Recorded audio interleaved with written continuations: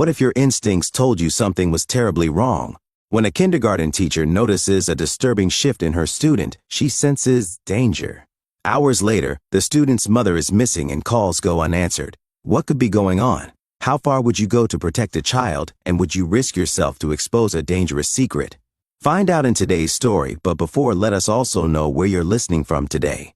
Ellie Hayes had spent over 2 decades teaching young children, watching them grow, laugh, and stumble through their early years. But nothing in her career had prepared her for the chill that crawled up her spine that afternoon. It was pickup time at Willow Creek Kindergarten. Parents greeted their children with warm smiles and outstretched arms, but Ellie's attention zeroed in on one little girl who stood unnaturally still. Olivia Carter. Her small hands gripped a blue crayon so tightly it snapped in half. Ellie knelt beside her, keeping her voice light. "Sweetheart, your mom should be here soon." Olivia didn't look up. Instead, she whispered in a barely audible voice, "I don't want to go home." Ellie's stomach tightened. Before she could say more, the front door creaked open, and a man stepped inside. Tall, sharp, controlled. His dark navy suit was pristine, his shoes polished to a perfect shine. Everything about him radiated precision. He moved toward Olivia with a slow, deliberate stride, his expression unreadable. "I'm here to pick up Olivia Carter," he said smoothly. Ellie straightened. "And you are?" "William Hargrove," a name that wasn't on the approved pickup list. Ellie's gut screamed in warning. "She's not authorized to leave with anyone but her mother," she stated firmly, her voice calm but unwavering as she reached for the school's pickup log. "I'll need to confirm this before I can release her." She tapped the screen of the school's security tablet, scanning through the list of approved guardians. William Hargrove's name was nowhere on the list. A prickle of unease crept up her spine as she glanced at Olivia, whose grip on her crayon had turned her knuckles white. William exhaled, his demeanor perfectly composed, but there was something almost too controlled about him. "I assure you, Rachel gave me full permission," he said, reaching into his pocket. Ellie didn't budge. "Even so, I'll have to check with her directly. It's school policy." A flicker of something, irritation, crossed William's face before he masked it with a polite smile. He exhaled as if mildly inconvenienced and pulled out his phone. He held up the screen, a text from Rachel Carter's number. "Let him take Olivia." "It's fine." The words were too short, too abrupt, too unlike Rachel. Before Ellie could protest, William knelt beside Olivia and whispered something into her ear. A flicker of fear flashed in the girl's eyes. She hesitated for a moment, her fingers twitching against the remnants of the broken crayon. Her eyes darted toward Ellie, pleading, but then, as if controlled by an unseen force, the emotion drained from her face. Then, like a switch had flipped, her expression went blank. She stood up, placed her crayon neatly on the table, and reached for his hand. Ellie's pulse pounded. This wasn't right. The air in the room thickened, her instincts screaming at her to act. Her mouth opened, a dozen thoughts racing through her mind, all telling her to stop this, to ask more questions, to do something. "Hold on," she said quickly, stepping forward, her voice sharper now. "I need to," but Olivia was already walking out the door. Ellie's breath caught. Every fiber of her being wanted to pull Olivia back, to block their way, but her feet felt rooted in place. The man's grip tightened around Olivia's small fingers, leading her away with smooth efficiency, as if he had done this 1,000 times before. But Ellie knew with absolute certainty that something had just gone terribly, terribly wrong. Rachel Carter was always quick to respond when it came to Olivia. Always. But that evening, when Ellie tried calling her, the phone rang once, then twice, then went straight to voicemail. Ellie frowned, typing out a text. "Ellie, hi Rachel, just confirming that Olivia got home safely. Let me know." The 3 dots appeared, then disappeared, no reply. A shiver ran through Ellie. Something was wrong. The next morning, Rachel was still missing. No work calls, no school check-ins, nothing. By noon, Ellie drove straight to Rachel's apartment. Everything looked normal.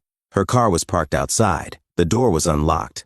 The living room was too perfect, like someone had cleaned up in a hurry.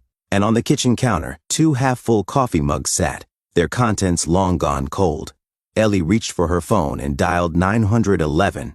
Detective Mark Callahan listened carefully as Ellie explained everything: the unauthorized pickup, the unsettling text, Rachel's sudden disappearance. Any history of trouble between Rachel and this man? He asked, flipping open his notepad. Ellie hesitated. I didn't even know she was seeing anyone. Callahan frowned. He turned to one of his officers. Run a background check on William Hargrove. Hours later, the truth surfaced. Rachel Carter had secretly married William Hargrove months ago.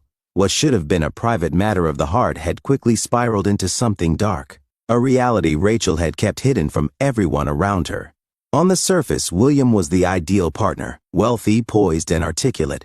But behind closed doors, he was a master manipulator, an expert in coercion and control. Just days before her disappearance, Rachel had filed for divorce, citing coercion and emotional abuse. The papers outlined a disturbing pattern, subtle threats, financial control, and an increasing sense of isolation. William had strategically removed her from friends and family, molding her into the perfect, compliant wife. But Rachel had finally reached her breaking point, seeking freedom not only for herself but for Olivia as well.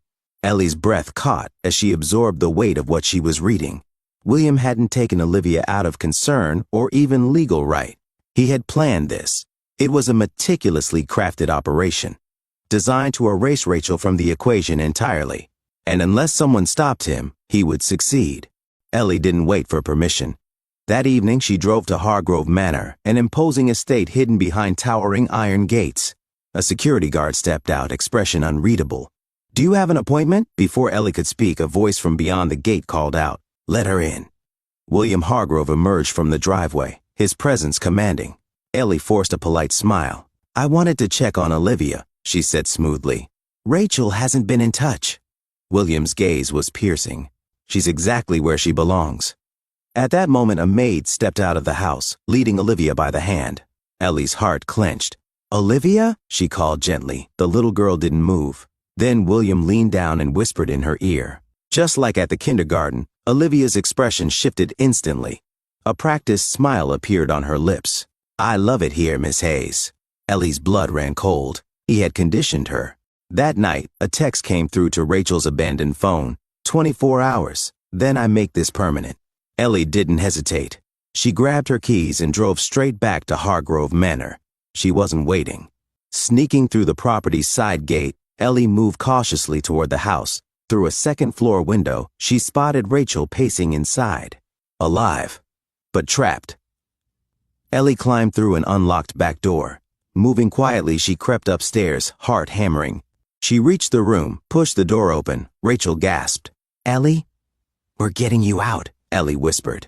They turned to leave, and then a cold voice from the hallway stopped them in their tracks.